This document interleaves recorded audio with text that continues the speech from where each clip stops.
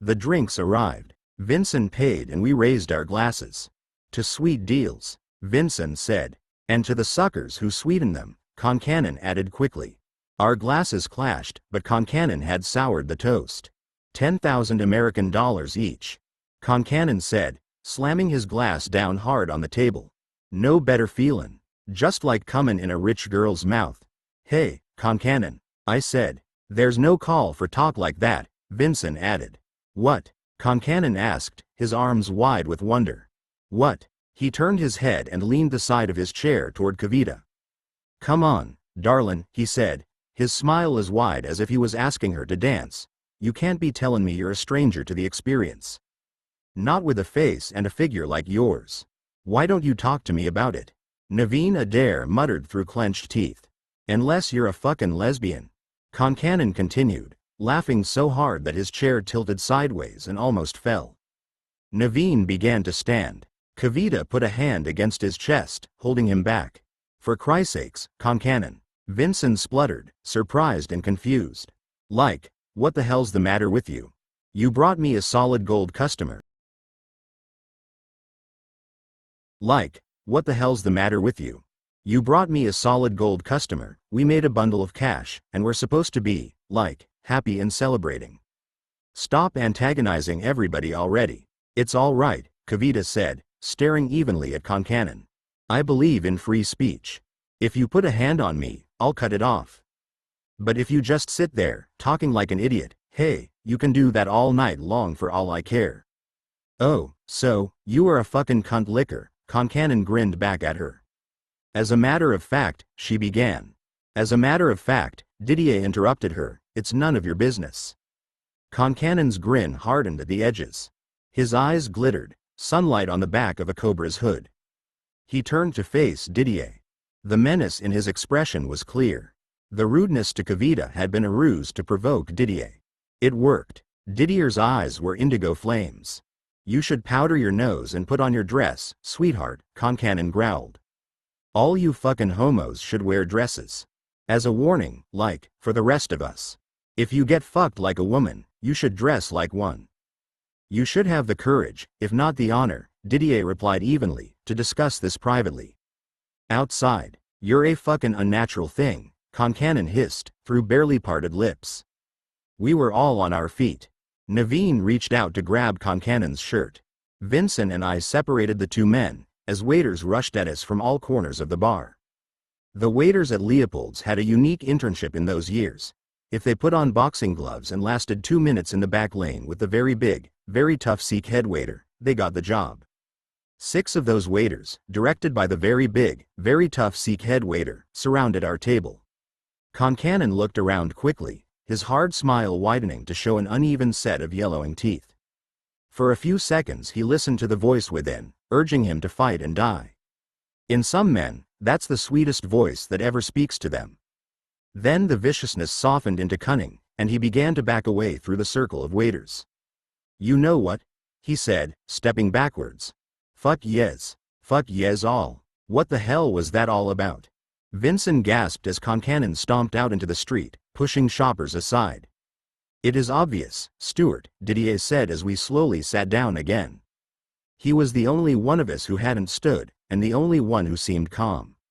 Not to me, man. I have seen this phenomenon many times, Stuart, in many countries. The man is almost uncontrollably attracted to me. Vincent spluttered beer foam across the table. Kavita howled with laughter. Are you saying he's gay? Naveen asked. Does a man have to be gay? Didier asked, giving him a look to tan leather, to be attracted to Didier. Okay, Naveen grinned.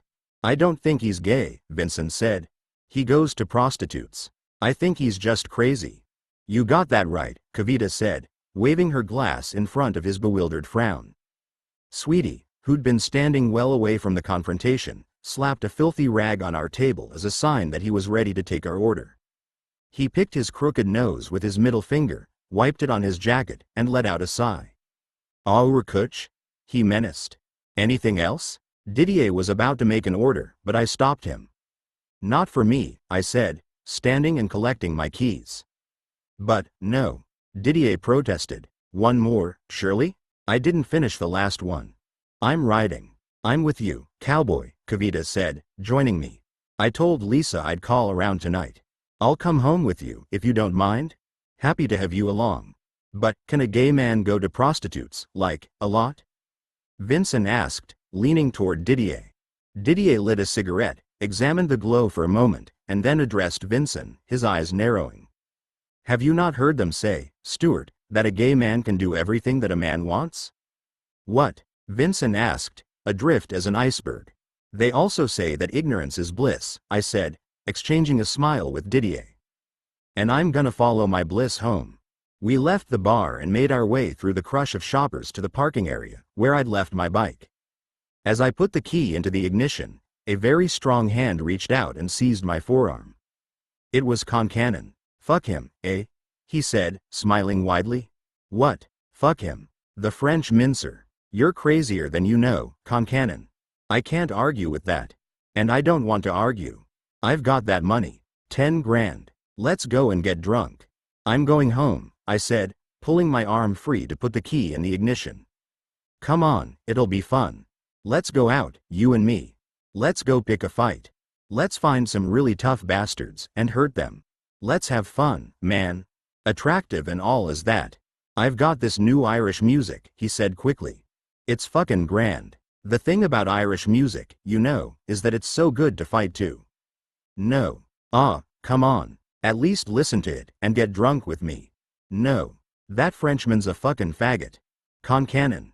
You and me, he said, softening his voice and forcing a smile almost exactly like a scowl of pain. We're the same, you and me. I know you. I fucking know you. You don't know me. He snarled, whirling his head around and spitting on the ground. I mean, that faggot, think about it. If the whole world was like him, the human race would die out. And if the whole world was like you, Concannon, we'd deserve to. It was hard, too hard. Who was I to throw stones? But I loved Didier, and I'd had all of Concannon I could take for one long day. His eyes flashed with sudden murderous fury, and I stared back at him, thinking that I'd been tied up and beat up that day, and he could stare all he wanted. I started the bike, kicked away the side stand, and helped Kavita to climb up behind me. We rode away without looking back. That guy, she shouted, leaning over my shoulder, her lips touching my ear, is out of his bloody mind, Yar. I only met the guy once before, I shouted back. He seemed kind of okay. Well, somebody emptied his okay basket, Kavita said. You could say that about most of us, I replied. Speak for yourself, Kavita laughed. My basket is a horn of plenty, baby. I wasn't laughing. The look in Concannon's eyes stayed with me. Even as I brushed aside Lisa's pain and concern, apologized to her, kissed her, and sat on a wobbly stool in the bathroom while she cleaned and dressed the cuts on my face, I saw Concannon's eyes. Omens in a cave. It suits Lynn, this look, Kavita said to Lisa, claiming a comfortable place on the couch after I'd been patched up. I think he should pay someone to do it at least once every month. I've got a couple of girlfriends who do it for free. You're not helping, Kavita. I mean, look at him. That's what a car accident would look like, if cars were made out of people.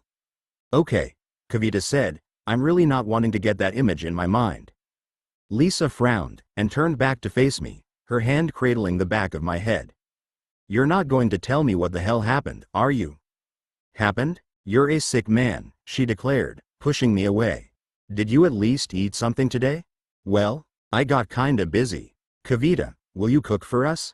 I'm just too emotional to cook right now. Kavita cooked one of my favorites, yellow dal and aloo gobi, spiced cauliflower potato mix. It was pretty good, too, and I didn't know how much I needed it until I ate it. After we cleaned up quickly, we sat together to watch a movie.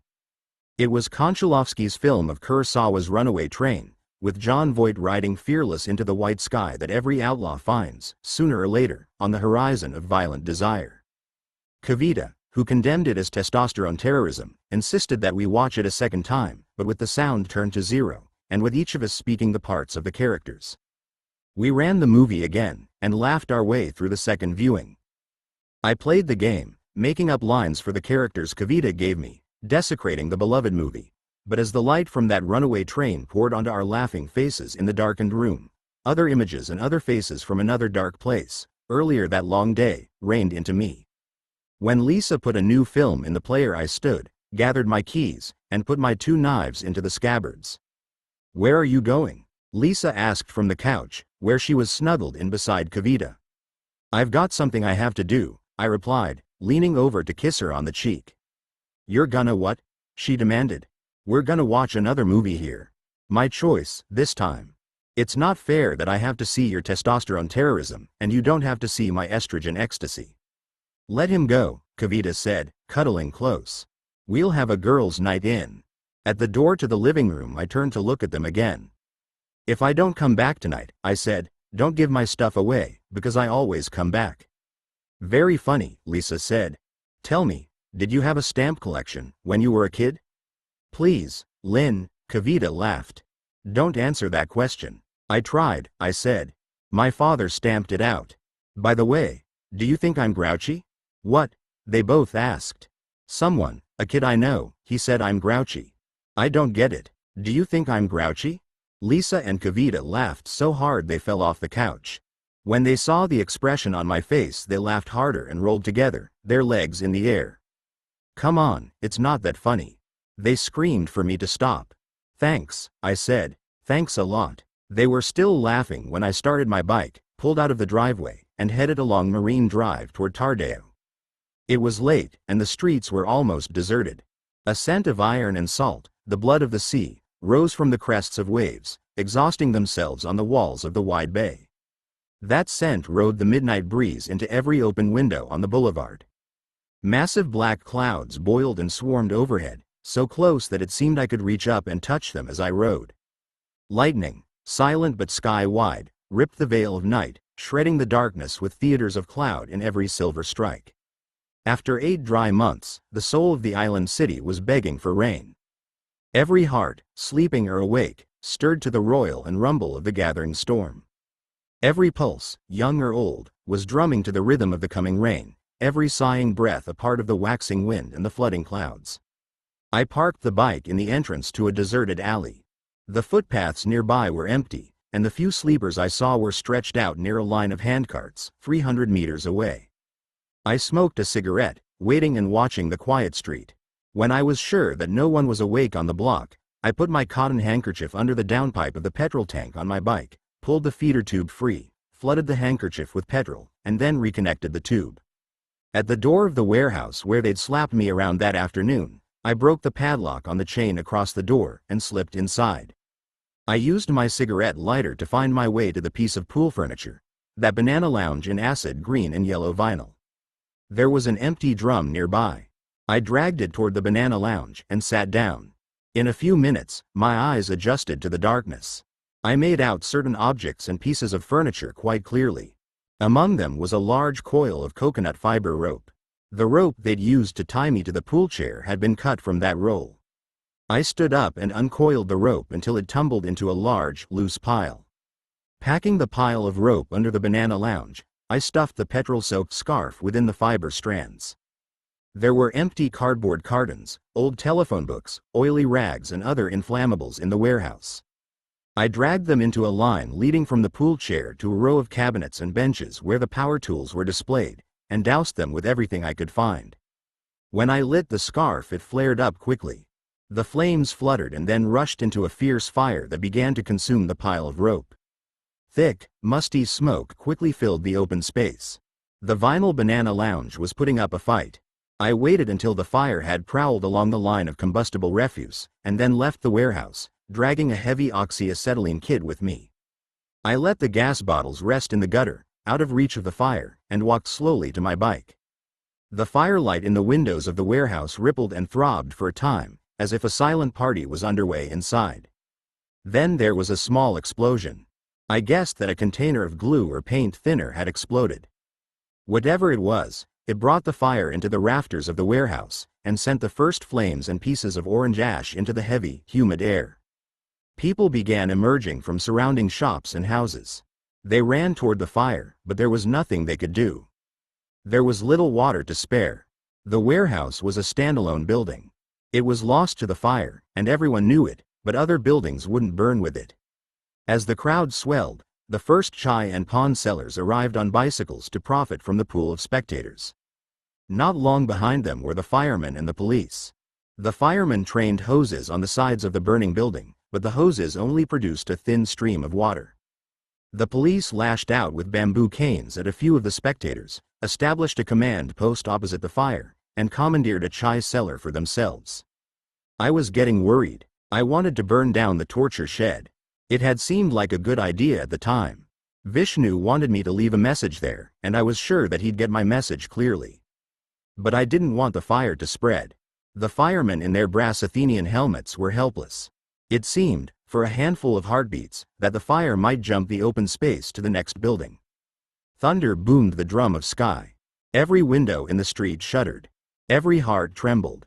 Thunder smashed the sky again and again, so fearsome that lovers, neighbors and even strangers reached out to one another instinctively. Lightning lit lanterns of cloud everywhere at once, directly overhead. Dogs cowered and scampered. A cold wind gusted through the humid night, the blade of it piercing my thin shirt. The freezing wind fled, and a warm, plunging wave of air as damp as sea spray moved through the street like a hand rustling a silk curtain. It rained. Liquid night, heavy as a cashmere cloak, it rained. And it rained. The crowd shivered and shouted with delight. Forgetting the fire, they jumped and whooped and danced together, laughing madly as their feet splashed on the sodden street. The fire sizzled, defeated in the flood. Firemen joined the dancers. Someone turned on music somewhere. Cops swayed in a line beside their jeeps. The dancers laughed, soaked through, satin skin clothes reflecting colors in the puddles at their feet. I danced on a river of wet light. Storms rolled, while the sea came to the earth. Winds leapt at us like a pack of happy dogs. Lakes of lightning splashed the street. Heat sighed from every stone. Faith in life painted our faces. Hands were laughter. Shadows danced, drunk on rain, and I danced with them, the happy fool I was, as that first flood drowned the sins of the sun. Part 3. Chapter 14. Are you awake? No. Yes, you are. No, I'm not. If you're not awake, how come you're answering me? I'm having a nightmare. Oh, yeah? Yeah. What kind of nightmare? It's horrible. There's this persistent voice, destroying the first good sleep I've had in weeks. That's your nightmare? Lisa mocked from behind my back. You should try a year in the art business, baby. It's getting scarier. I can't make the voice stop. She was silent. I knew from her breathing, as you do when you like a woman enough, that her eyes were open. The overhead fan turned slowly, stirring liquid monsoon air. Street light slivers penetrated the wooden shutters on the windows, dissecting the paintings on the wall beside the bed. Morning was still half an hour away, but the false dawn flattened all the shadows in the room.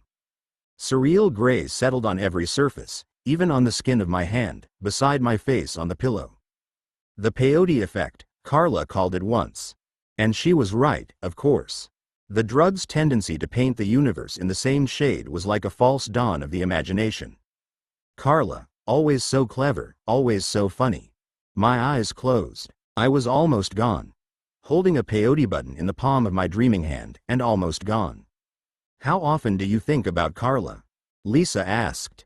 Damn, I thought. Waking up, how do women do that? A lot, lately. That's the third time I've heard her name in as many days. Who else talked about her? Naveen, the young private detective, and Ranjit. What did Ranjit say? Lisa, why don't we not talk about Carla and Ranjit, okay? Are you jealous of Ranjit? What? Well, you know, I've been spending a lot of time with him lately, late at night. I haven't been here lately, Lisa, so I didn't know. How much time have you been spending with Ranjit? He's been damn helpful with the publicity for the shows. We've had lots more people coming through the doors since he got on board. But there's absolutely nothing going on between us. Okay. What? So, how often do you really think about Carla? Are we doing this now? I asked, turning over to face her. She raised herself on an elbow, her head tilted to her shoulder. I saw her yesterday, she said, watching me closely, her blue eyes innocent as flowers. I frowned silence at her. I ran into her at my dress shop. The one on Brady's Lane. I thought it was a secret, my secret, and then I turned around and saw Carla, standing right beside me. What did she say? What do you mean? I mean, what did she say to you? That's kinda bizarre, she said, frowning at me. What I mean, bizarre? You didn't ask how she looks, or how she's feeling, you asked what she said. And? So, you haven't seen her for almost 2 years, and the first thing you ask me about is what she said. I don't know what's more freaky, that you said that, or that I kinda understand it, because it's about Carla. So, you do understand. Of course I do. So, it's not bizarre. The bizarre part is what it tells me about you and her. What are we talking about, again? Carla. Do you want to know what she said, or not? Okay, I said. No. Of course you do. First, let me say she looked great. Really great. And she seems fine. We had a coffee at Madras Cafe, and I laughed myself silly. She's on a thing about religion at the moment. She said, no, wait, let me get it right. Oh yeah, she said religion is just a long competition to see who can design the silliest hat. She's so funny. It must be damn hard. Being funny? No, always being the smartest person in the room. You're smart, I said, turning onto my back, and putting my hands behind my head. You're one of the smartest people I know. Me? She laughed. Damn right. She kissed my chest, and then nestled in beside me. I've offered Carla a place with me in the art studio, she declared, her feet wriggling in time to the words. That's not the best idea I've heard this week. You just said I was smart. I said you were smart, I teased her. I didn't say you were wise. She punched me in the side. I'm serious, I laughed. I don't, I mean, I'm not sure I want Carla walking back into the apartment of my life. The rooms where she used to live are boarded up now. I'd kinda like to keep it that way, for a while longer. She's a ghost in my mansion, too, she said wistfully. Oh, I see. I've got an imaginary apartment, and you've got an imaginary mansion? Of course. Everybody's got a mansion inside. Everyone except people with self-esteem issues, like you. I don't have self-esteem issues. I'm a realist. She laughed. She laughed for quite a while. Long enough to make me wonder what it was that I'd said. Be serious, she said when she settled down. That was the first time I've seen Carla in almost 10 months, and I looked at her, and I realized how much I love her. It's a funny thing, don't you think, to remember how much you love somebody? I'm just saying. I know, she murmured, leaning across to kiss me. I know. What do you know? I know it's not forever, she whispered, her face close, her lips still touching mine, and those blue eyes challenging the morning sky. Every time you answer a question, Lisa, I get more confused. I don't even believe in forever, she said, tossing eternity away with a flash of blonde curls. I never did. Am I going to like what we're talking about, Lise, when I know what it is? I'm kind of a now fanatic, if you know what I mean. Kind of a now fundamentalist, you could say. She began to kiss me, but she began speaking again, her lips bubbling the words into my mouth. You're never gonna tell me about that fight you had, are you? It wasn't much of a fight. It wasn't really a fight at all, if you want to get technical. I do want to get technical. What happened? Happened? I said, still kissing her. She pulled herself away from me, and sat up on the bed, her legs crossed. You've gotta stop doing this, she said. Okay. I sighed, sitting up and resting my back against a stack of pillows. Let's have it. The company, she said flatly. The passport factory. The Sanjay company. Come on, Lisa. We've been through this before. Not for a while. Seems like yesterday to me. Lisa, you don't have to do it. You don't have to be that. Yes, I do, for a little while longer. No, you don't. Sure. And I'll make money, as a fugitive, with a price on my head, working in a bank. We don't live big. We'll be okay on what I'll make. The art market is starting to take off here. I was doing this before we got together. I know. And you accepted it. I've got a bad feeling, she said bluntly. I smiled, and put the palm of my hand against her face. I can't shake it off, she said quietly.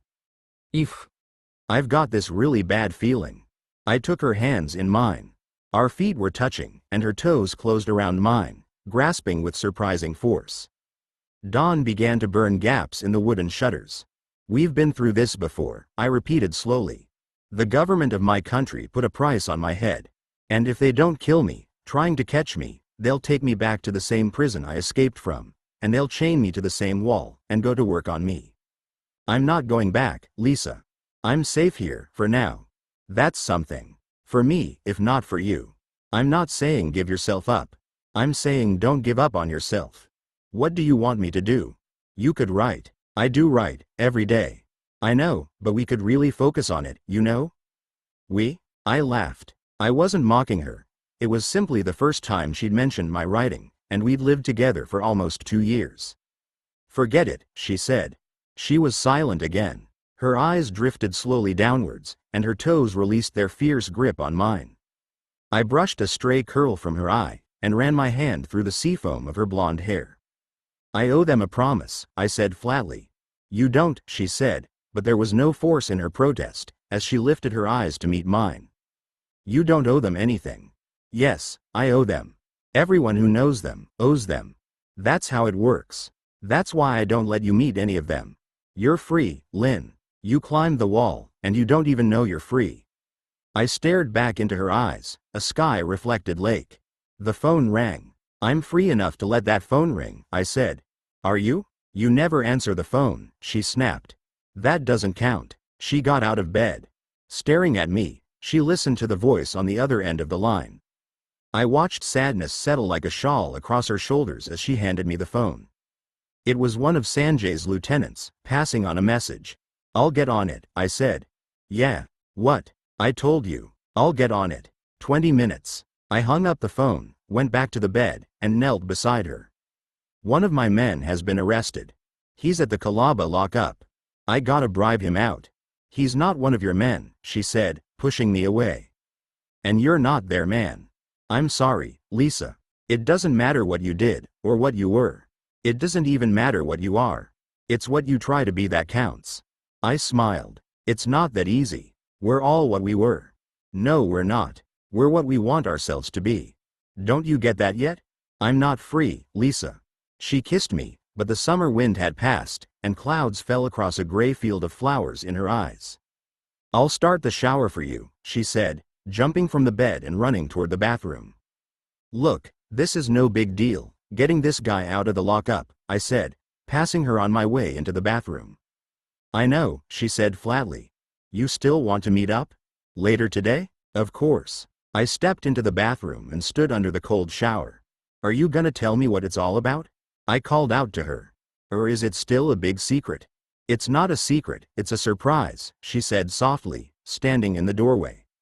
Fair enough, I laughed. Where do you want me for this surprise, and when? Be outside the Mahesh, on Nariman Point, at 5:30. You're always late, so make 4:30 the time in your head, and you'll be on time at 5:30. Got it. You'll be there, right? Don't worry. It's all under control. No, she said, her smile falling like rain from leaves.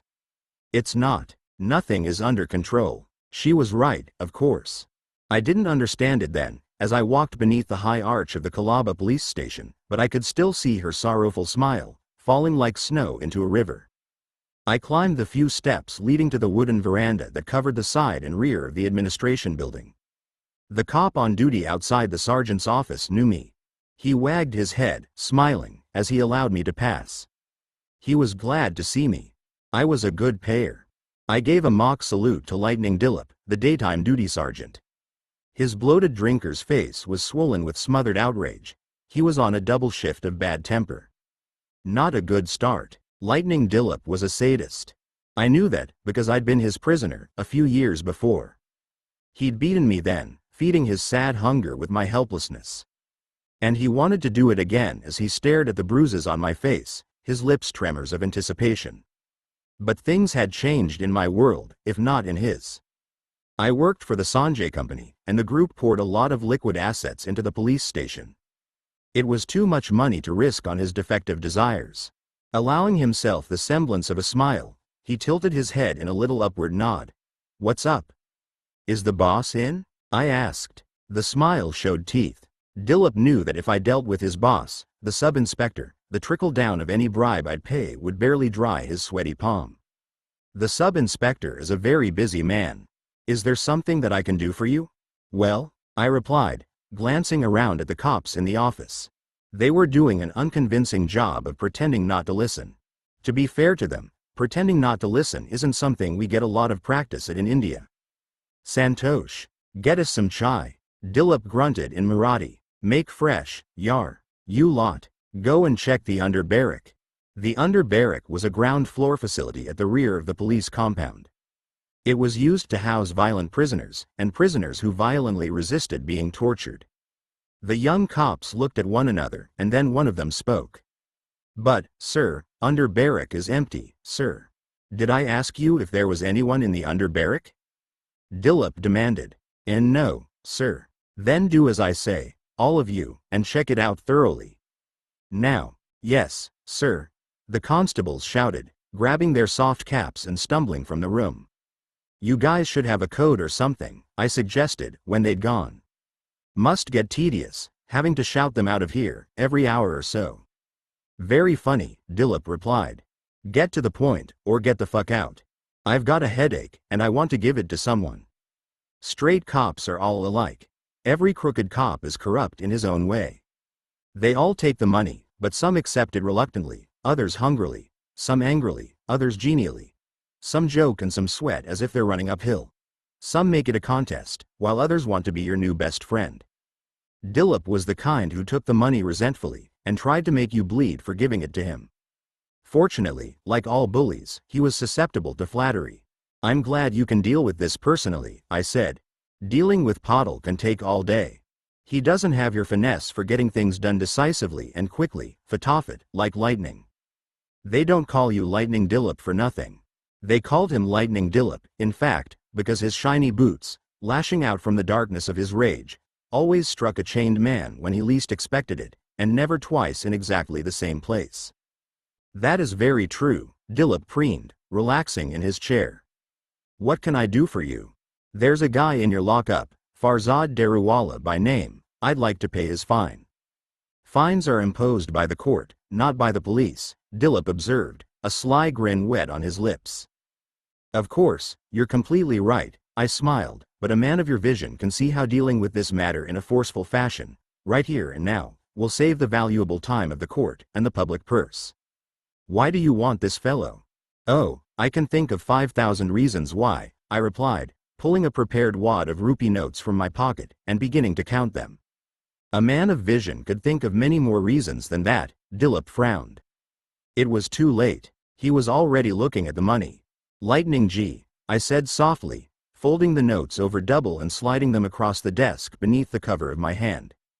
We've been doing this dance for almost 2 years now, and we both know that 5,000 reasons is all I'd have to give the sub-inspector to make a full explanation of my interest. I'd be grateful if you'd save me that trouble and accept the explanation personally. Santosh approached with the tea, his footsteps thumping on the floorboards of the wooden veranda. Lightning Dilip flashed his hand out to cover mine. I let my hand slide back across the desk. Dilip's hand slithered the notes to his side of the desk and into his pocket. The college man, Dilip said to Santosh, as the young constable placed the tea in front of us. The one we brought in from the nightclub, late last night. Bring him here. Yes, sir, Santosh replied, hurrying from the room. The young cops returned to the office, but Dilip stopped them with an upturned hand. What are you doing here? We checked the under barrack, sir, just as you said. All is in order. And we saw that you ordered chai, so we thought we might check it again. Lightning Dilip snapped, turning his attention back to me. The young cops stared at me, then shrugged and slouched out of the office again. Is there anything else I can help you with? Dilip asked sarcastically. Matter of fact, there is. Have you heard anything about a man with snow-white hair, and wearing a dark blue suit, asking questions on the street here in Colaba during the last 2 weeks? I was thinking of the Zodiac George and their mysterious stalker. If Dilip had any information on the man who was asking about them, it'd be worth buying. A blue suit and white hair? He mused. And if I did see such a man? I can think of 1,000 reasons why I'd like to know about him. He smiled. I took the money from my pocket and slid it halfway across the desk, as before, under the cover of my hand. And I think those reasons, he smiled, should lead you to see Mr. Wilson, at the Mahesh Hotel. He reached out to cover my hand with his. I hesitated. Who is he? What did he want? He's looking for someone. More than that, he would not tell me. I let my hand slide backwards. He took the money. Did you help him find someone? He wouldn't provide me with a sufficient explanation, so I threw him out of here. I began, but just then Santosh entered the office with Farzad.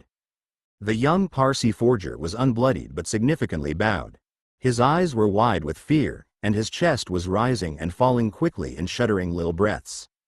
I've seen the look many times. The look of a man who thinks he's about to get a beating. Then he saw me, his face brightened, and he rushed toward me. Hey, man, am I glad to see you. I stood, cutting him off, my hand on his chest. Take it easy, I said quickly, worried that he might say something I didn't want Lightning Dilip to hear. Give your respect to the sergeant, and let's get out of here. Sergeant G, Farzad said, his palms pressed together, thank you so very, very much for your kindness and generosity. Dilip leaned back in his chair. Fuck off, he said. And don't come back. I pulled Farzad by the sleeve, dragging him with me out of the office and through the wide gate to the street. On the footpath, a few steps from the entrance arch, I lit 2 cigarettes, and gave one to the young forger. What happened? I was actually, I was a lot drunk last night. There was this great party at the Drumbeat. It was deadly, man. You should have seen me. I danced like a motherfucker. Count on it. I'm counting on an explanation for why I had to get out of a comfortable bed at 6 o'clock in the morning to hear about you dancing like a motherfucker. Yeah, of course. Sorry. Well, see, the cops came to close the place down at about 1, as usual. Somebody objected and made a fuss. I guess I got caught up in all the tamasha and started giving the cops some cheeky remarks. Cheeky? Oh, yeah, I'm known for my cheeky remarks. That's not something a grown man boasts about, Farzad. No, really, I'm known for my. How cheeky are we talking? There was this very fat cop. I called him Constable 3 Pigs Fucking. And another one, I said he was stupider than a monkey's pet coconut. And I said, I got it. Get on with it. Well, the next thing I knew I was on the ground. I tripped, or somebody pushed me. And while I was down, bam, somebody kicks me in the back of the head. 1 shot, but it was enough to put me out. Lightning Dilip, working double duty. Yes, it was. That sergeant motherfucker. Anyway, I woke up in the back of the police jeep with Lightning Dilip's foot on my chest, and then they threw me in the cells. They wouldn't let me make a phone call because of all those cheeky remarks. Yeah, can you believe that? I thought I was gonna be in there the whole day, and with a couple of rough and ready pastings to go along. How did you find out I was there? The company pays all the guys who clean the cells. That's how we keep our guys supplied when they're locked up here. One of them got a look at you and called his contact. They called me. I'm so fucking glad you came, man. That was my first time in the slammer. Another night in there would have been the end of me. Count on it. Sanjay's not gonna be happy about this. He spends a lot of money keeping a lid on this ward. You're gonna have to buy him a new hat. But, do you know, what size is his head? He asked, desperately worried. I've only seen him the one time, and, by my recollection, his head looked, no disrespect, a little on the big side. He doesn't wear a hat. But, you said, I was kidding. But only about the hat. I'm so sorry. I really fucked up badly. It won't happen again. Can you, maybe, put in a good word for me with Sanjay? I was still laughing when a taxi pulled up beside us. Naveen Adair got out of the taxi and reached back through the window to pay the driver. Opening the back door, he helped a beautiful young woman out of the cab. He turned and saw me. Lynn, damn good to see you, man. What brings you here? 6,000 reasons, I replied, staring at the girl. Her face was familiar, but I couldn't place it. Oh, Naveen said, this is Divya. Divya Devnani. Divya Devnani, daughter of one of Bombay's richest men. Photographs of her short, athletically fit body, draped in expensive designer dresses, claimed eye-line positions in the coverage of every A-list event in the city. And that's what had thrown me. The unglamorous clothes she wore on that morning. The simple blue t-shirt, lapis bead necklace and jeans weren't from that other world, in which she was born to rule. It was the girl in the woman standing in front of me, not the woman on the page. Pleased to meet you, I said. Got any hash? She demanded. I flicked a glance at Naveen. It's a long story, he sighed. No, it's not, she contradicted him. My dad, Mukesh Devnani. You've heard of Mukesh Devnani, I take it? He's that guy with the crazy daughter who solicits drugs outside police stations, isn't he? Funny, she said. Careful now, I'm going to pee in my pants. You were gonna tell me why it's not a long story, I prompted. I don't want to tell you, now, she sulked. Her father hired a lawyer I know, Naveen began. Who then hired this guy, she quickly cut in, to be my bodyguard for a couple of weeks. I'd say you're in very good hands. Thank you, Naveen said. Fuck you, she said.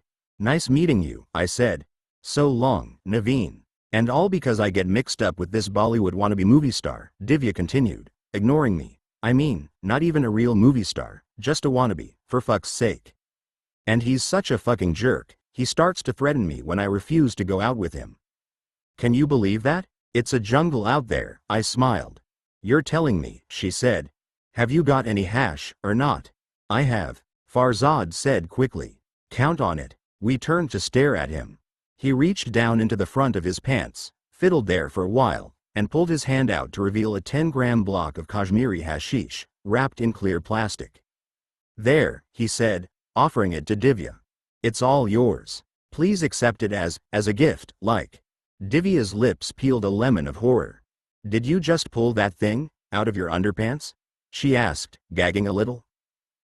Yes, but I changed my underpants only yesterday night.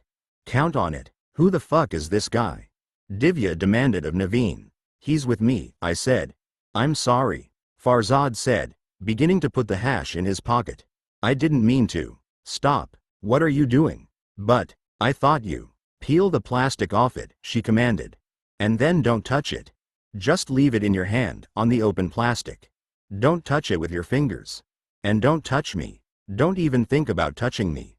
Believe me, I'll know it, if you do. A mind like yours, it's a toy to me. It's a toy to any woman. So, don't think about me. And gimme the fucking hash already, you chewed. Farzad began to unwrap the block of hashish, his fingers trembling. He glanced at the petite socialite. You're thinking. Divya warned. No. Farzad protested. I'm not. You're disgusting. Farzad finally succeeded in unwrapping the parcel, leaving the hashish exposed on his palm. Divya picked it up between forefinger and thumb, broke off a little piece, and dropped the rest of it into the silver fish mouth of her purse. She took out a cigarette, squeezed some tobacco out of the end of it, and placed the little piece of hash into the blank end. She put the cigarette between her lips and turned to Naveen for a light. He hesitated. You think this is a good idea? I'm not going in there to talk to the cops unless I have a smoke, she said. I don't even talk to the downstairs maid until the upstairs maid has given me a smoke. Naveen lit the cigarette. She puffed at it, held the smoke in her lungs for a few moments, and then let out a solid stream of smoke. Naveen turned to me. Her father filed a complaint against the wannabe actor before I came along, Naveen said. The actor acted heavy. I paid the actor a visit. We talked. He agreed to back off and to stay backed off. Now we need to lift the complaint, but she has to do it in person. I want to get it done early, before any reporters get onto it, and let's fucking go, already. Divya snapped, grinding out the cigarette under the sole of her shoe. Naveen shook my hand. I held it firmly for a moment. The guy following the Zodiac George, I said. His name's Wilson, registered at the Mahesh, Naveen finished for me. I know. In all this, I forgot to tell you. I tracked him down last night. How did you find out? He came here, looking for information. Did he get any? Dilip, the duty sergeant, do you know him? Yeah, Lightning Dilip. We've got a little history. He says Mr. Wilson wouldn't pay, so he threw him out. You believe him? Not usually. You want me to go see this Wilson? Not yet. Not without me. Check him out. Find out what you can about him. Get back to me, okay?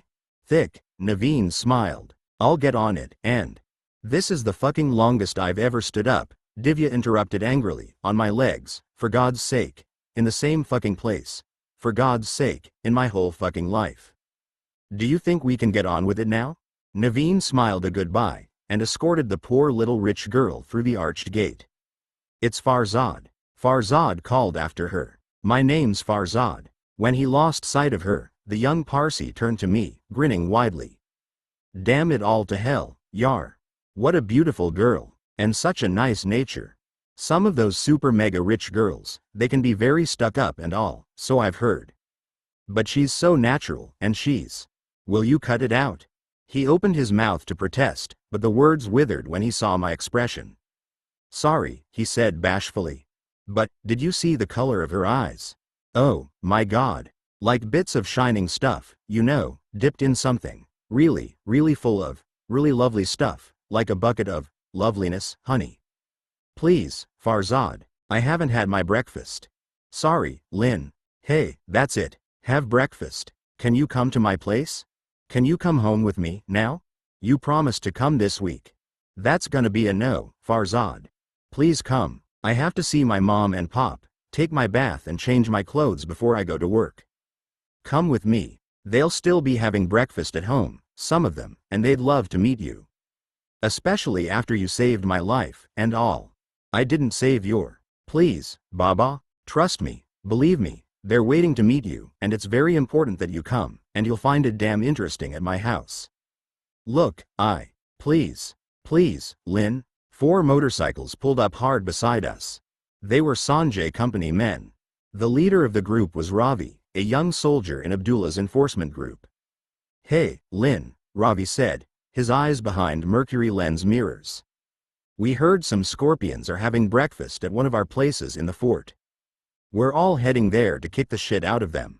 Wanna come along?" I glanced at Farzad. "I've already got a breakfast date," I said. "Really?" Farzad said. "Okay, Lynn," Ravi said, putting his bike in gear. "I'll bring you back a souvenir." "Please don't," I said, but he was already riding away. The fort area was only a 30-minute walk from where we were standing, and roughly the same distance from Sanjay's mansion. If the scorpions were really provoking a fight so close to home, the war that Sanjay had tried to deal away was already on his doorstep. "Do you think they might take me with them, one of these days?" Farzad asked, watching the 4 motorcycles vanish in the traffic. "It would be so cool, to kick some ass with them." I looked at the young forger, who'd been kicked unconscious the night before but was already thinking of kicking someone else. It wasn't cruelty or callousness. Farzad's violent fantasy of brotherhood and blood was a boy's bravado. He was no gangster. After just a few hours in the cells, he was already breaking down. He was a good kid, in a bad company. "If you ever go with them, and I come to hear about it," I said, "I'll kick your ass myself." He thought about it for a moment. "Are you still coming to breakfast, please?" "Count on it," I said, putting an arm around his shoulder and leading him to my bike. Chapter 15. Bombay, even now, is a city of words. Everyone talks, everywhere, and all the time. Drivers ask other drivers for directions, strangers talk to strangers, cops talk to criminals, left talks to right, and if you want a letter or parcel delivered, you have to include a few words about a landmark in the address. Opposite the Hirapanna, or nearby to Copper Chimney. And words in Bombay, even little words like please come, still have adventures attached, like sales. Farzad rode pillion with me for the short trip to the Kalaba Back Bay, near Cuff Parade, pointing out his favorite places. He liked to talk, that kid, and started 3 stories inspired by places we passed, but didn't finish any of them. When we parked outside his parents' home, I looked up at a huge house, at least 3 stories high, with gabled attics. The impressive, triple-fronted house was one of 3 between streets on either side, forming a small inner-city block. Joined to the similar homes on either side, the Daruwala mansion presented a facade that we South Bombay partisans love. The architectural flourishes inherited from the British Raj, cast in local granite and sandstone by Indian artists. The windows boasted stained glass embellishments, decorative stone arches, and wrought iron security spirals, sprouting elegant metal vine leaf traceries. A flowering hedge gave privacy and shaded the morning sun. The wide, wooden door, flanked by Rajasthan pillars and adorned with complex geometric carvings, swung open silently as Farzad used his key and led me into the vestibule. The high, marble-walled entry hall was decorated with garlands of flowers trailing from urns set into scalloped alcoves. Incense filled the air with the scent of sandalwood. Directly ahead of us, opposite the main door, was a ceiling-high curtain made of red velvet. "Are you ready?" Farzad asked theatrically, his hand on the partition of the curtains. "I'm armed," I smiled. "If that's what you mean." Farzad pulled one half of the curtains aside, holding it back for me to pass. We walked on through a dark passageway and arrived at a set of folding doors. Farzad slid the panels back. I stepped through. The vast space beyond the corridor was so high that I could only vaguely make out the detail of its sunlit uppermost reaches, and the width clearly encompassed a far greater space than Farzad's home alone. At ground level, 2 long tables had been set for breakfast, with perhaps 15 place settings at each table. Several men, women and children were sitting there. What appeared to be 2 fully equipped kitchens, open to view, formed the left and right boundaries of the ground floor. Beyond them, doors at the back and sides of the vast chamber led to other closed rooms. My eyes roved to the upper floors. Ladders led to head-height walkways. Ladders from those wooden pathways led to still higher boardwalks, supported on bamboo scaffolding. Several men and women chipped or scraped at the walls serenely, here and there on the walkways. A parting in the monsoon cloud sent sunlight spilling from high turret windows. The whole space was suddenly a topaz yellow lucency. It was like a cathedral, without the fear. "Farzad!" A woman screamed, and every head turned. "Hi, Mom," Farzad said, his hand on my shoulder. "Hi, Mom," she yelled. "I'll take your hi, Mom, and beat you black and blue with it." "Where have you been?" Others came to join us. "I've brought Lynn," Farzad said, hoping it might help his cause. "Oh, Farzad, my son," she sobbed, pulling him to her in a suffocating embrace. Just as swiftly she pushed him away and slapped his face. "Ow, Mom," Farzad pleaded, rubbing his face. Farzad's mother was in her 50s. She was short, with a shapely figure and a neat, gamine haircut that suited her soft features. She wore a floral apron over her striped dress, and a string of well-matched pearls at her neck. "What are you doing, you wicked boy?" she demanded.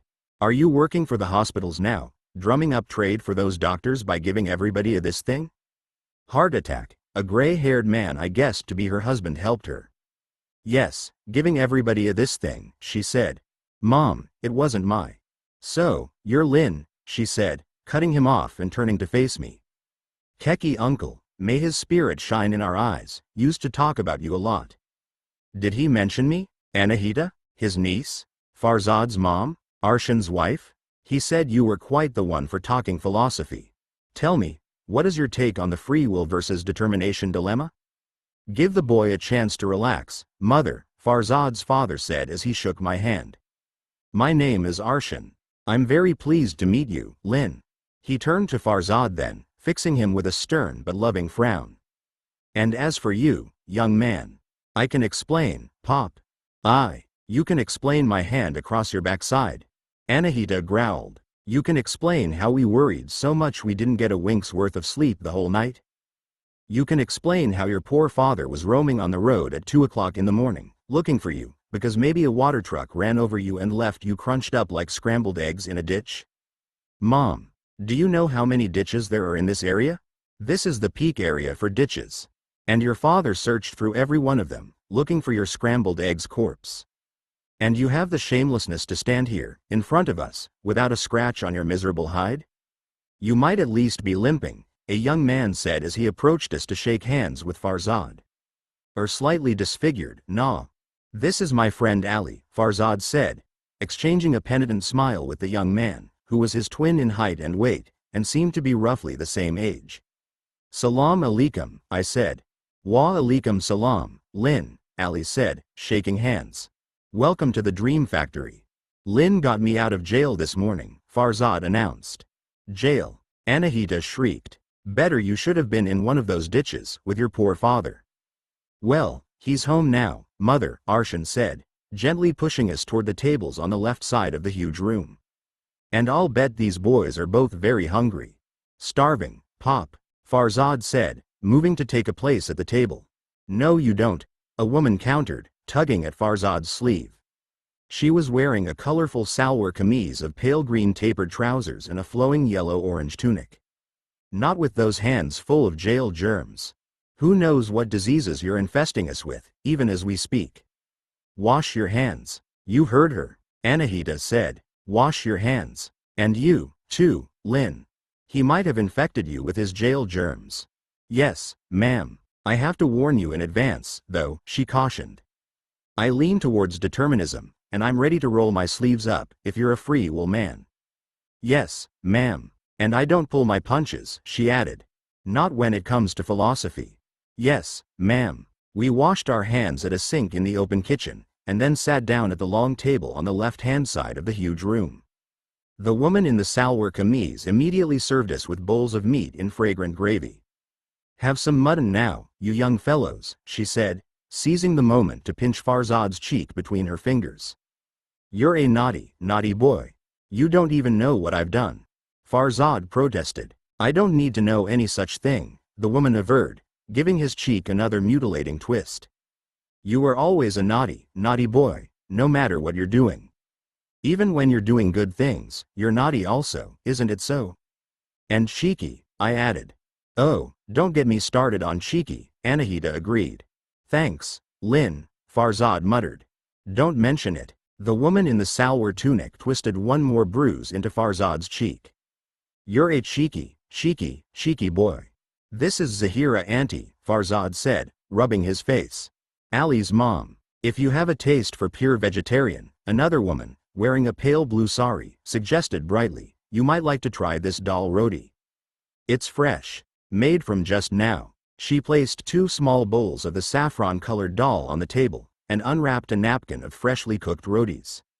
Eat, she commanded. Don't be shy. This is Jaya Auntie, Farzad stage whispered.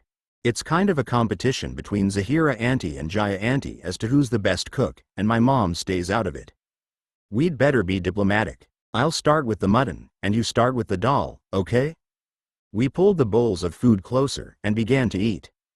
It was delicious, and I ate hungrily. The 2 women exchanged knowing glances, happy with the drawn result, and sat down beside us. A few adults and children joined us at the long table.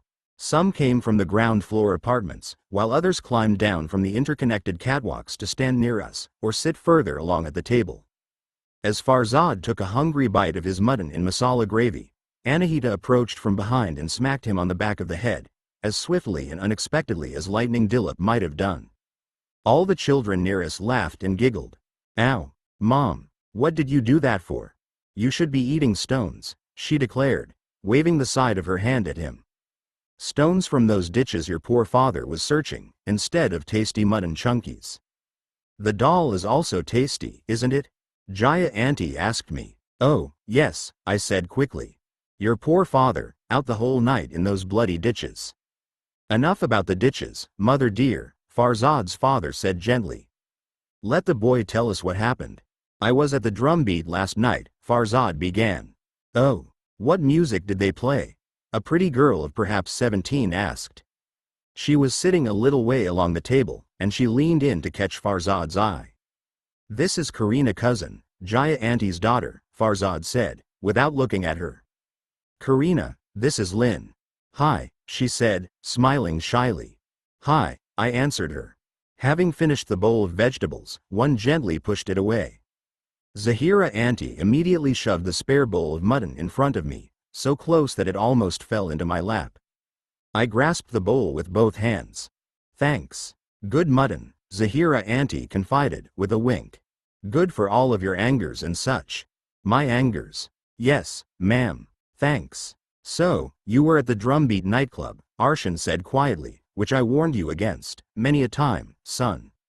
What warnings? Anahita asked, slapping Farzad on the back of the head. Ow, Mom, cut it out, Yar. Your warnings are delicious to him. He eats them up like sweeties. Yum, yum, yum. I've told you, operant conditioning is the only thing that works on this boy, but you're such a Steiner fan. I'd say your son got fairly Steinered last night, wouldn't you? I don't think you can blame the Steiner school, Jaya cut in. Indeed, Zahira agreed. The methodology is pretty sound, nah? My Suleiman was saying only last night. And, while you were at the nightclub. Arshan prompted patiently. Well, Farzad said, casting a wary eye about for his mother's hand. There was this party and all, and we. Were they doing any new dances? Karina asked. Did they play the music from the new Mithun picture? I can get you that music this afternoon. Ali answered her casually, taking a piece of Farzad's bread and biting off a chunk. Whatever you want. Even stuff from movies that haven't come out yet. Wow, the girl sighed. And while you were at this club, Arshan persisted resolutely. And while you were at this Steiner School nightclub, Anahita interrupted, raising her hand, free as a bird, your father was in the ditches. No, Arshan said, his patience a sympathetic string. I'm pretty sure the ditches came later, sweetheart. So, what happened at the club, that put you in jail? I'm not sure, Farzad said, frowning. I drank too much. That I'll freely admit, and there was this argument when the cops came to close the place down. Next thing I know, I was lying on the ground. I fell, I think. And then this cop kicked me in the back of the head, right where you keep hitting me, Mom, and I passed out. I woke up in the police jeep, and they locked me up, without a phone call or a by your leave. Somebody there called the company, and they called Lynn, and he came and got me out. He saved my hide. Count on it. That's it? Farzad's mother asked, contempt drawing down the corners of her mouth. That's your big adventure? I didn't say it was a big adventure. Farzad protested, but his mother was already gone, headed for the open kitchen. Thank you, Lynn, for bringing our boy home to us, Arshan said, his hand resting on my forearm for a moment. He turned his attention back to Farzad once more. Let me get this straight. A policeman kicked you in the head while you were on the ground. Kicked you so hard that you lost consciousness? That's right, Pop. I wasn't doing anything. I was too drunk to do anything. I was just lying there, where I fell over. Do you know this policeman's name? Arshan asked thoughtfully. Lightning Dilip, they call him. He's a duty sergeant at the Kalaba lockup. Why? My dad's gonna go nuts about this. Ali said. He'll have this Lightning Dilip's badge. He'll bring the entire law faculty with him. And my dad will bring the medical fraternity on board, Karina added, her eyes fierce. We'll have this cop kicked off the force. Absolutely. Jaya agreed. Let's get started. Can I say something here? Everyone turned toward me. I know this Lightning Dilip pretty well. He doesn't bear grudges easily. He doesn't even bear bribes easily. I paused, feeling the attention in the group. Go on, Arshan said softly. You can't badge this cop. You can make his life very unpleasant for a while, and get him moved somewhere for a while, maybe, but you can't badge him. He knows too much about too many people. No one's saying he doesn't deserve it, but if you make his life unpleasant, sooner or later he'll come back. And when he comes back, he'll disturb your happiness again. Probably forever. Are you saying we shouldn't do anything about this? Ali asked. I'm saying that if you go up against this guy, be prepared for a war. Don't underestimate him. I agree, Arshan said quietly. What? Ali and Jaya asked together. Farzad is lucky. Lynn's right. It could have been much worse. And the last thing we need, right now, is a sociopathic policeman on our doorstep. And operant conditioning takes another beating, Anahita said, returning from the kitchen. What is it with you Steiners and running away? Don't go to that nightclub again, Farzad, Arshan said, ignoring her. Do you hear me? I forbid you. Yes, Pop, Farzad said, hanging his head. Okay, Arshan said, standing to clear the dishes. Are you finished with these? He and Anahita took the dishes to the near kitchen, and returned bearing 2 fresh bowls and 2 bottles of soft drink. Nice custard, Anahita said, dropping bowls of sweet custard in front of us. To fill your blood with sugar.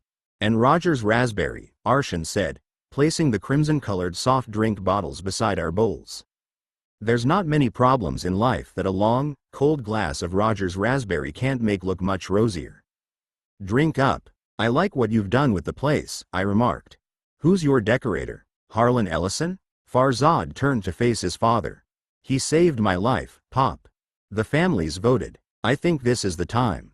What do you say? It seems that it is, Arshan murmured, glancing around at the Escheresque web of ladders, handmade stairs and catwalks scaling upwards around him in the vast, half-bell chamber.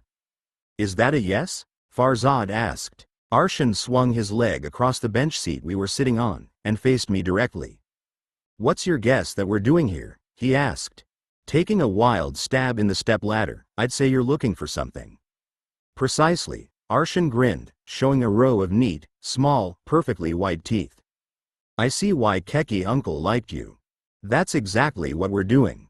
All of this, everything you see here, is one great big treasure hunt for a very valuable treasure chest. As in, a pirate's treasure chest? In a way, yes, he replied. But a merchant's treasure, smaller and much more valuable. It must be, for all this remodeling. Farzad, Arshan said. Get the list. When Farzad left us, his father began to explain. My great-grandfather was a very successful man. He amassed a considerable fortune. Even after putting much of his money into charities and public works, in the Parsi tradition, his wealth was still equal to that of any industrialist or merchant of his age. Farzad rejoined us, sitting beside me on the long bench seat. He passed a folded parchment document to his father. Arshan's hand rested on the document while he finished his explanation. When the British could see the writing on the wall, and they knew their rule here was coming to an end, they began to leave Bombay, some of them in great haste. Many of the most successful British businessmen and their wives feared that after independence there would be a violent backlash against them. There was something of a mad scramble in the last weeks and days. And your great-grandfather was in the right place, at the right time. It was pretty well known that my great-grandpa had loads of undeclared cash that he didn't keep in bank accounts, Farzad said. Money that was never adequately accounted for, Arshan added. And that missing cash, I said, bought stuff from the departing British. Exactly. Fearing that the Indian authorities might think they'd stolen or looted the jewels they had, and who knows, maybe some of them did, many of the British sold off their jewelry in advance, for cash. My great-grandfather bought a very large quantity of those jewels in the last months before independence, and he hid them. Somewhere in this house, I concluded for him. Arshan sighed, and allowed his gaze to roam along the catwalks and conduits that wound their way around the woven basket of the chamber. But there was no clue where the treasure was hidden. Not a word, Arshan sighed, opening the parchment letter and holding it between us. The document we found in an old book is very specific about the number and type of gems, and the fact that they were hidden somewhere, even to describing the chest they were hidden in, but there was no hint about exactly where. My great-grandfather owned all 3 of the houses in this block, and in his time he lived and worked in them all. So you started looking. We searched the rooms, and all the furniture. We turned everything over, looking for secret drawers. Then we searched the walls for secret panels or hidden sliding doors, or such like. When we found nothing, we knew we had to start breaking into the walls. We started here, on the joining walls in our own house, Anahita said, as Karina placed a bone china cup of chai in front of me. But then, when we started on this thing, the common wall, Arshan helped her. Yes, when we started breaking into this thing, a lot of stuff started falling down inside the house of our neighbors, the Khans. My favorite illuminated clock, for one thing, Zahira said ruefully. It had a waterfall, you know, so it looked like water was falling down all the time. Then the whole clock fell down, and it smashed into a million pieces. I haven't found one as good since.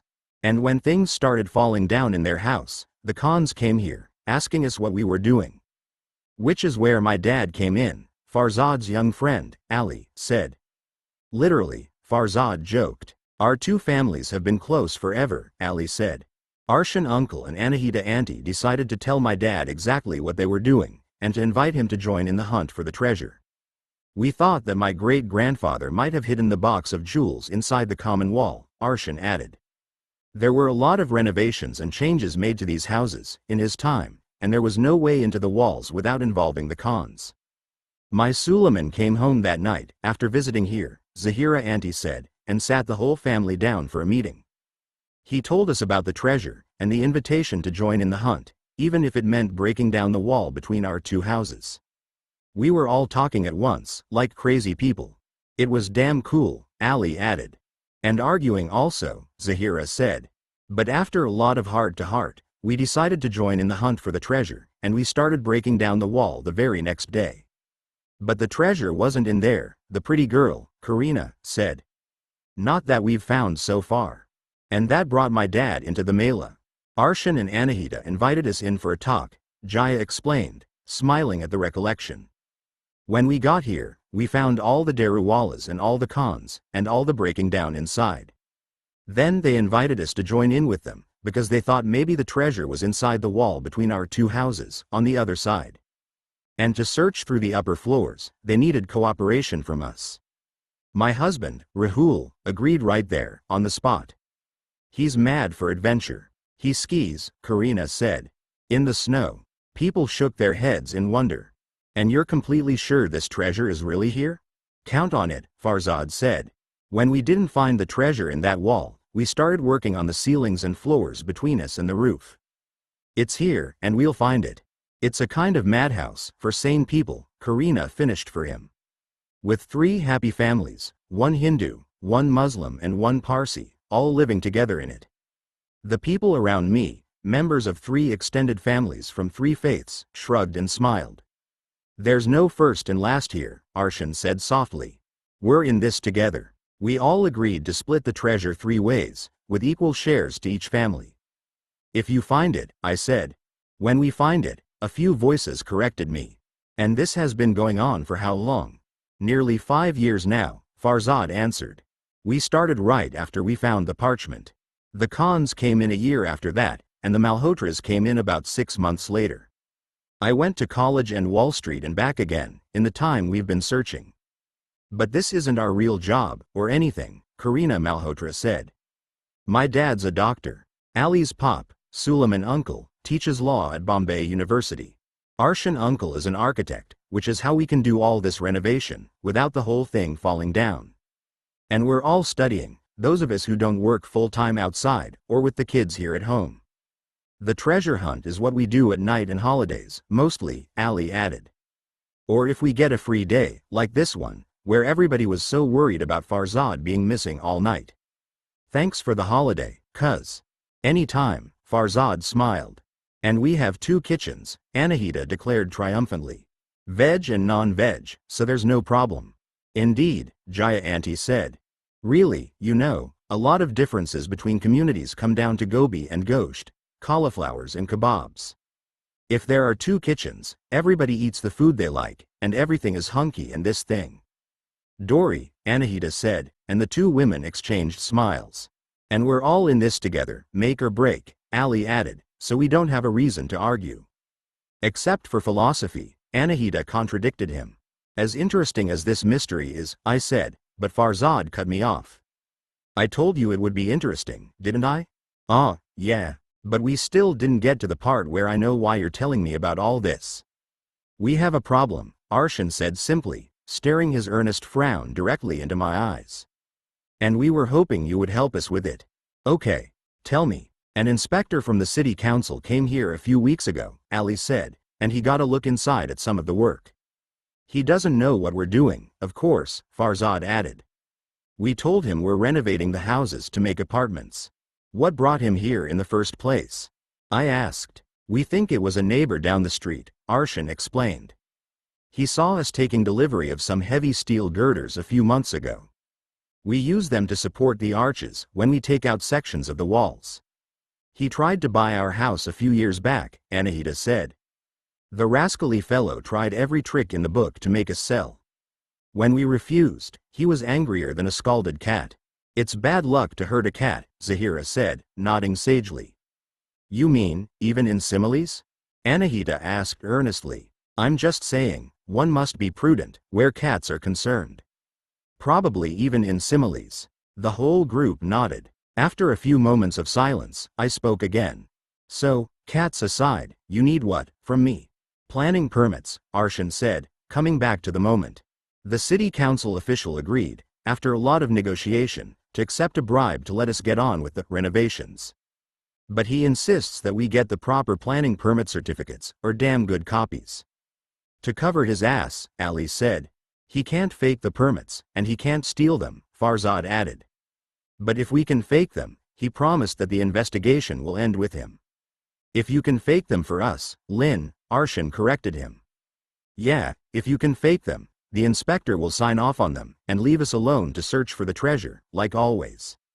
No problem, Count on it. So, that's it, Arshan sighed, resting his elbows on the long table. If you can't help us, we'll have to stop. If you can help us, we can go on until we find the treasure. You can make those documents yourself, I said to Farzad. You're pretty good. You don't need me. Thanks for the compliment, he grinned, but there's a couple of problems. First, I don't have any contacts at the city council. And second, the boys in the factory won't take orders from me on a job like this, and they'll probably tell Sanjay about it. But you, on the other hand, why am I always on the other hand? You can do it discreetly, or let me do it, because you're the boss at the factory, Farzad said, pushing on. With your help, it could be done without anyone coming to know about it. You might think this is a strange question, I said, glancing around at the expectant faces staring at me, but it's probably a lot stranger not to ask it. What makes you think I won't help you out, and then tell Sanjay anyway? It's a fair question, Arshan allowed, and I hope you won't be offended if I tell you it's not the first time it has been raised in this room. The bottom line is that we need your help, and we believe we can trust you. Keki uncle thought very highly of you. He told us, many times, how you were with Khaderbai at the end, and that you were a man of honor. The use of the word honor struck at my chest, especially when they were asking me to conceal something from my boss, Sanjay. But I liked them. I already liked them more than I liked Sanjay. And Sanjay was rich enough. He didn't need a piece of their treasure if they ever found it. I'll have your paperwork this week, I said. I'll tell Sanjay it's a favor to a friend, which it is. I've done off-the-books jobs before. But I want it to end here. I don't want this coming back to me from Sanjay, Farzad. Are we clear? The group of people around me burst into applause and cheering. Several of them rushed forward to pat me on the back, hug me, and shake my hand. Thank you so much, Arshan said, smiling happily. We've been so worried about this city council thing. It's the first real challenge to what we've been doing here. We've come to enjoy this treasure hunting of ours, and well, I think we'd be as lost as the treasure is if the council shut us down. And we're not expecting you to do this for nothing, Farzad added. Tell him, Pop, if you'll accept it, we want to give you 1% of the treasure, Arshan said. If you find it, I smiled. When we find it, several voices corrected me. When you find it, I agreed. Now, how about some more dal roti? Jaya asked. And some chicken pieces, Zahira suggested. And a nice egg and curry sandwich, Anahita offered, with a long glass of raspberry. No, thank you, I said quickly, stepping up and away from the table. I'm still completely full. Maybe next time. Definitely next time, Anahita said. Sure, definitely. I'll see you out, Farzad said, as I made my way to the long curtain closing off the front of the house. The whole group walked with us to the door. I said my goodbyes, shaking hands and exchanging hugs, and stepped through the vestibule to the street beyond with Farzad. A monsoon shower had soaked the street, but the heavy clouds had passed, and bright sunshine steamed the moisture from every mirrored surface.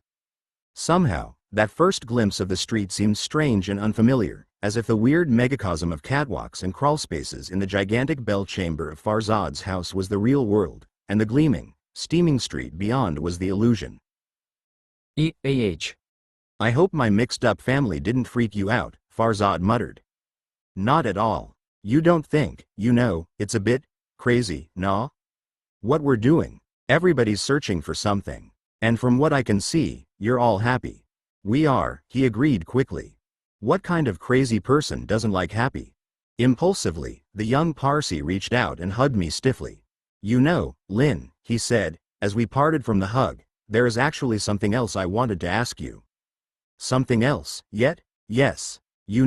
If you ever get the phone number of that girl, that beautiful girl with the loveliness in her eyes, that Divya, the one we met outside the police station this morning, No. Really no? No. But, no, I said gently, smiling at his puzzled frown. He shook his head, turned, and walked back inside the building, the hive, the home. I faced the sun and stood for a while on the rain-scented street. Money's a drug too, of course, but I wasn't worried for Farzad's extended family. They weren't hooked. Not yet. They'd torn their homes apart, true enough, but they'd replaced them with a common space of sharing. They'd turned their lives upside down, but it was an adventure. a voyage within themselves. They made sense of the dream they lived. It was still fun for them, and I liked them very much for it. I was standing, with my face in the sunlight, looking calm, very calm, and crying, somewhere inside. Sometimes the sight of what you lost, reflected in another love, is too much of what was, and isn't anymore. Family, home. Little words that rise like atolls in earthquakes of the heart. Loss, loneliness. Little words that flood the valleys of alone. In the island of the present, Lisa was slipping away, and a spell had been cast by the mention of a name, Carla. Carla. It's a foolish thing to try to love, when the one you really love, the one you're born to love, is lost somewhere in the same square circle of a city. It's a desperate, foolish thing to try to love someone at all. Love doesn't try. Love is immediate and inescapable. The mention of Carla's name was fire inside, and my heart wouldn't stop reminding me. We were castaways, Carla and I, because we were cast out, both of us. Lisa and all the other bright people we loved, or tried to love, were volunteers, sailing to the island city on dreams. Carla and I crawled onto the sand from ships we'd sunk ourselves. I was a broken thing. I was a lonely, broken thing. Maybe Carla was, too, in her own way. I looked at the domed house. Separate entrances on the outside, joined lives on the inside. Whether they found the treasure or not, it was already that marvel, that miracle, an answered prayer. I turned to the storm-faded sunlight again, and rejoined the world of exiles that was my home.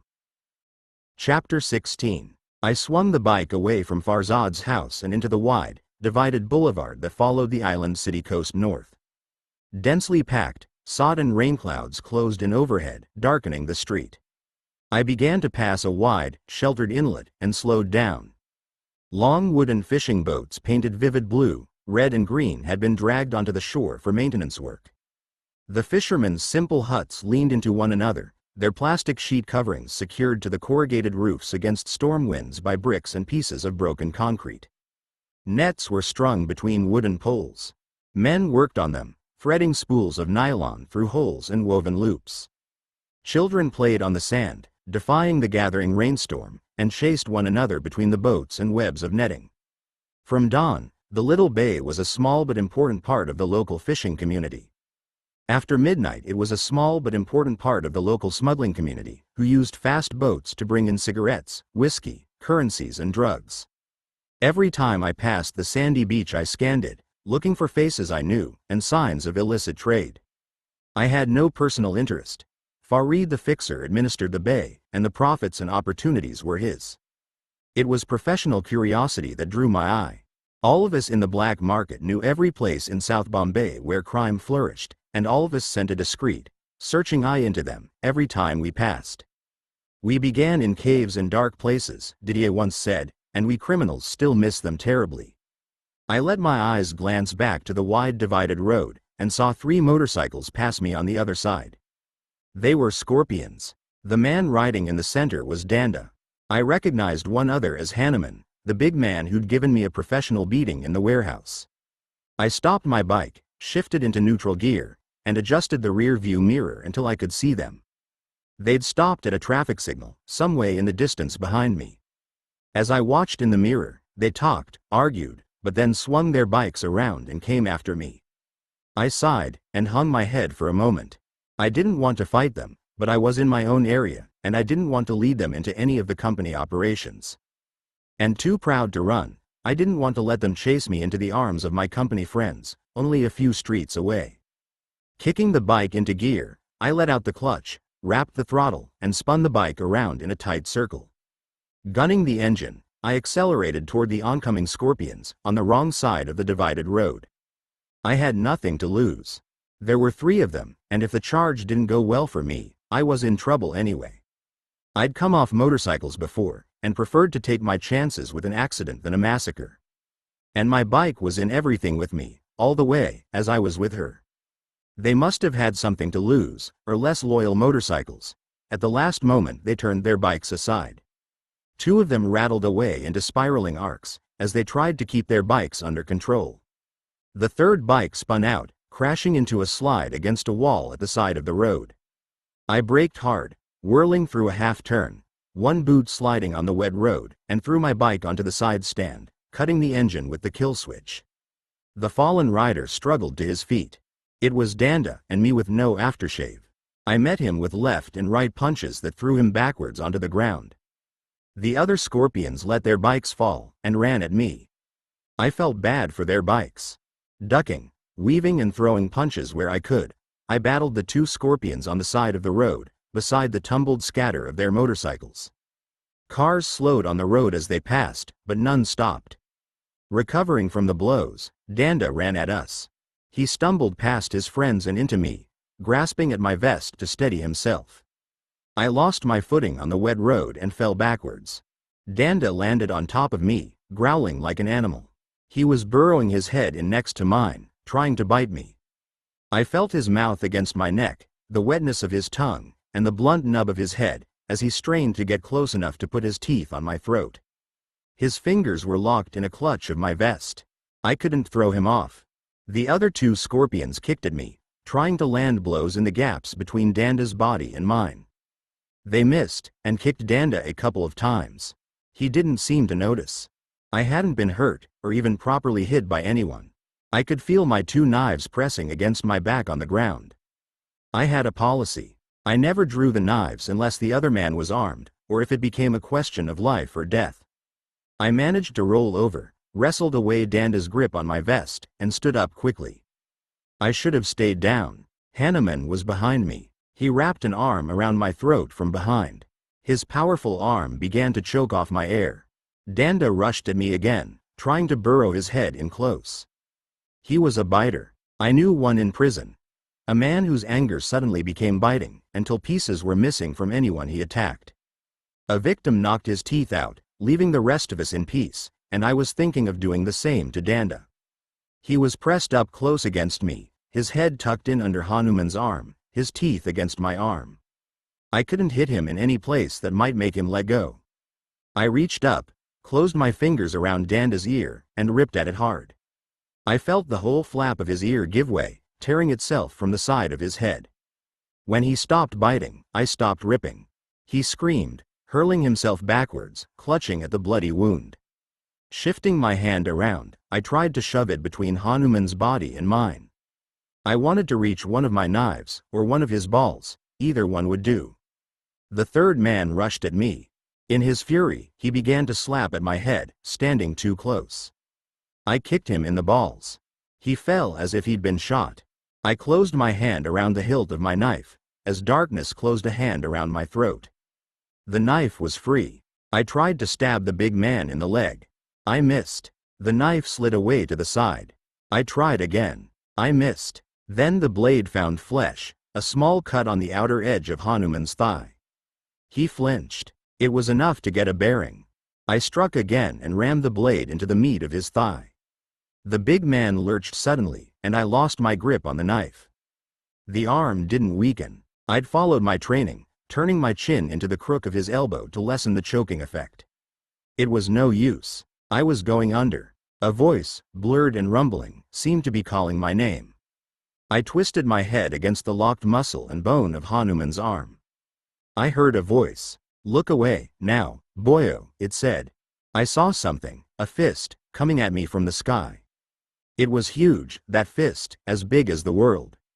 But just when it should have smashed into my face, it struck somewhere else, somewhere so close that I felt the shudder of it.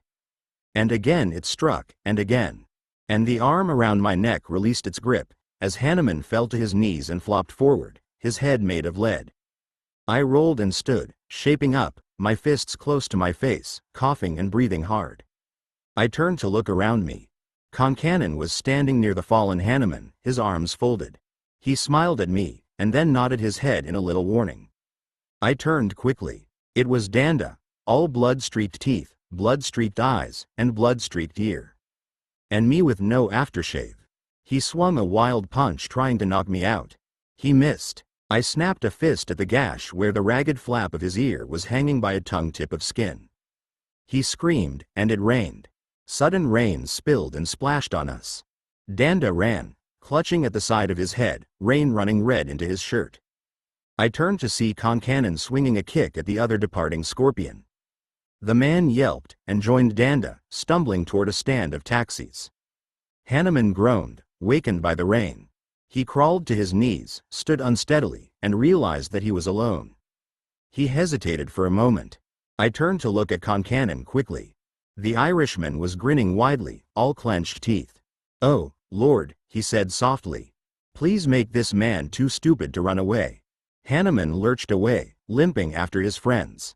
My knife was lying in the rain, still bleeding into the bitumen. Some way down the wide road, the Scorpions tumbled into a taxi as it sped away from the rank. I picked up the knife, cleaned it, closed it and slid it into the scabbard. "Fucking grand fight," Concannon said, slapping me on the shoulder. "Let's get stoned." I didn't want to, but I owed him that and more. Okay. There was a chai shop beneath a very large tree, close to where we stood.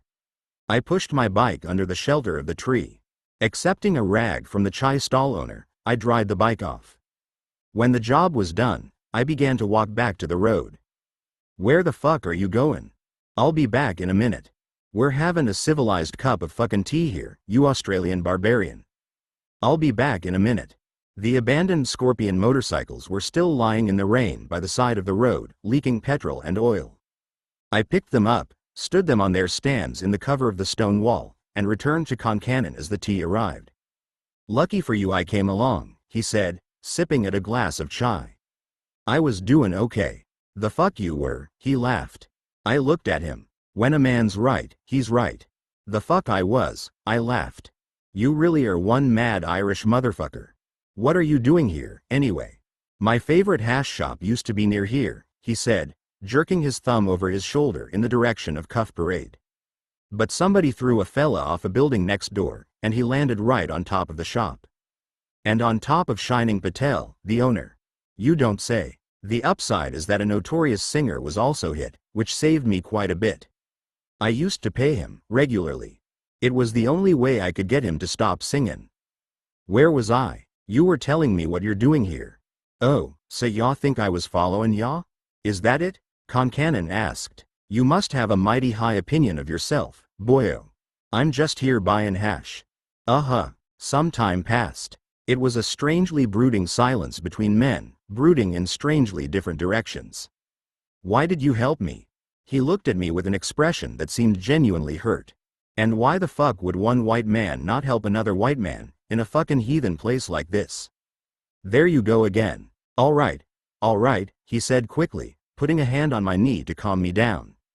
"I know you've got a soft heart. I know you're a compassionate sort. That's the beauty of ya, and there it is. You've even got compassion for motorcycles, may God have pity on you. But you don't like my plain talk. You don't like it when a man calls a spade a heathen, or a faggot a mincer. I think we're done here, Concannon. Hear me out, man. I know it offends your sensibilities. I understand that, I truly do. I don't like that about you, and I don't respect it. I'll be straight up about that. You can't respect kindness. Not really. You know what I'm talking about. You've done time behind the wall, on the other side of things, as I have. But you're a compassionate man, even though you're more like me than you think." Concannon. Wait, I'm not finished. Compassion's a very strange thing. It comes from deep inside. People know it when they see it, because you can't fake it. I know. I've tried. I was terrible at it. I got sick when I tried. I had to go back to being a genuine, uncaring cunt, just to get well again. It's genuine, see, even being an uncaring cunt, and I'm drawn to genuine things, even if I don't like them. Do you see what I mean? You don't know me at all, I said, meeting his eye. Well, that's where you're wrong, he smiled. I've been in Bombay for a while, you know. A few days after I got here, I heard your name in a conversation of unsavory types at an opium den. Then I heard it again, twice in quick succession. At first, I thought it was two foreign fellas they were talking about, until I figured out that Lynn and Shantaram were one and the same bad-mannered miscreant. So you were following me. I didn't say that. What I said was that I got intrigued. I started asking about you. I made it my business to get to know people you know, and people you do business with. I even know your girlfriend. What? She didn't tell y'all that she met me? He grinned. I was beginning not to like that grin. I wonder why she didn't tell you. Maybe she likes me. What the fuck are you talking about? It's no big deal, he said. I met her at an art exhibition. My raised eyebrow provoked him. Oh, what? Because I'm a big lump of a Northern Irish potato muncher, I can't be interested in art? Is that it? Get to the point. There is no point, boyo. I met Lisa. That's her name, right? At an exhibition. We talked, that's all. Why? Look, I didn't even know she was your girlfriend until one of her friends mentioned your name. Then I put two and you together, so to speak. I swear. Keep away from her, Concannon. Why? She seemed to like me. I think we hit it off, a little bit. I certainly liked her. You'll have to let her go, one of these days, but I'm sure you already know that, don't you? That's it, I said, standing. Wait a minute. He implored, standing with me and putting a hand gently on my arm.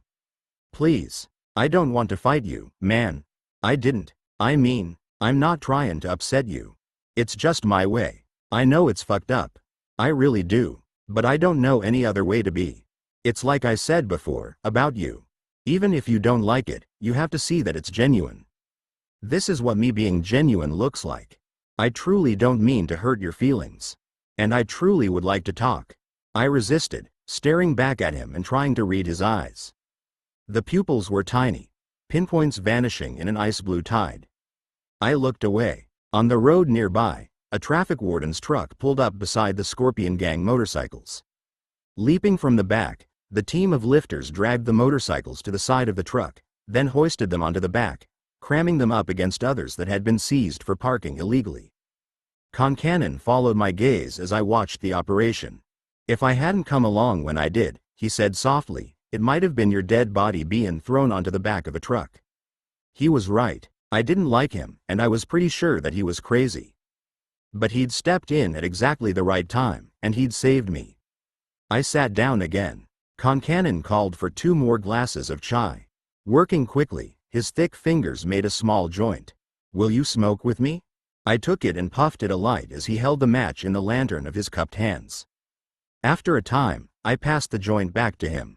Seein' as how you're always gettin' so offended and jumpin' up and wantin' to fight with me or run off somewhere, I'll come straight to the point, he said, exhaling a stream of gray-blue smoke. The point of what? I'm startin' a new gang, and I want you to join me. It was my turn to laugh. What's so funny? How about, why a gang? He asked, passing back the joint. The usual. So we can buy guns, do a little menace and mayhem, scare people into giving us truckloads of money, spend the truckloads of money, and die in the effort. Dying in the effort? That's your sales pitch? Just then a man named Jibril, a horse breeder from the stables in the nearby slum, approached me. I stood to greet him. He was a gentle man, shy and a little uncomfortable speaking with human beings, but talkative and loving when dealing with his horses. His eldest daughter had developed a fever a few weeks before that day and had become desperately ill. Jibril called me and agreed to have the girl screened via wide-spectrum viral toxicity. I'd paid for the testing at a private clinic, and the tests had revealed that the girl was suffering from leptospirosis, a sometimes fatal disease carried in the urine of rats. Because it had been detected early, the girl was responding well to treatment. Holding my hand between his, Jibril assured me that his daughter was feeling much better and invited me to take tea with him and his family in their home. I thanked him in return and invited him to join us for a glass of chai. He declined, apologizing for the refusal, and hurried off to an appointment with a grain merchant who supplied feed for his horses. You see what I mean? Concannon said, when I sat down again. These people like you. They don't like me, and I don't want them to. I don't want to eat their food. I hate their bloody food. I don't want to watch their movies. I don't want to speak their fucking language. But you do. You understand them. You communicate with them, and they respect you for it. Think about it. We'll be unbeatable. We could take over this part of the city, you and me. Why would we want to do that? I laughed. Because we can, he said, leaning in close to me. Because we can. The motto of power, since the idea of power over others was born in our kind. That's not a reason, that's an excuse. Look around you. 99% of people are just doing what they're told. But you and me, we're in the 1%. We take what we want, while the rest of them, they take what they're given. People rise up. Aye, they do, he agreed, his pale blue eyes gleaming. From time to time. And then the 1% take all their privilege back from them, and usually their pride and dignity for good measure, and they go back to being the slaves they're born to be. You know, I sighed, returning his stare.